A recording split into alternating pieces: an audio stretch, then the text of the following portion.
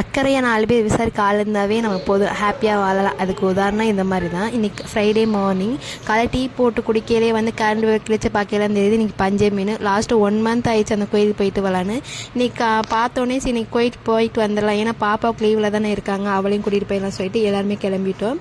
இந்த காக்காவுக்கு வந்து இறை வச்சதுலேருந்து அவங்களும் வந்து கத்த ஆரம்பிச்சிட்டாச்சு. அவங்களுக்கு போய் ஃபஸ்ட்டு வந்து பிஸ்கட் வச்சுட்டு வந்தோம்னா சொல்லிட்டு பிஸ்கட் வச்சுட்டு பச்சரிசி ஊற வச்சுட்டு அப்புறமே குளிச்சுட்டு வந்திருந்தேன்.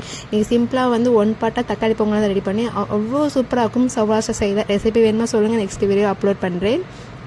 கிளம்பி முடிச்சுட்டு அதுக்கப்புறம் கோயில் கிளம்பலாம் பார்த்தோம்.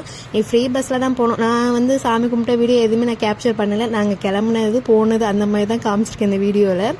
இங்கேருந்து போயிட்டு ஃப்ரீ பஸ் போயிட்டு மானாமதுரையிலேருந்து இன்னொரு காசு கொடுத்து 10 ரூபா போகணும்.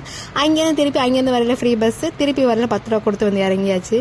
கோயில் போனோன்னா ஏன் வரல இத்தனை நாள் என்னாச்சு அப்படிலாம் நல்லா விசாரிக்க இந்த மாதிரி 4 பேர் இருந்தால் போதும், நான் ஹாப்பியாக வரலாம். நெக்ஸ்ட் ஒரு வீடியோ பார்க்கலாம். பாய்.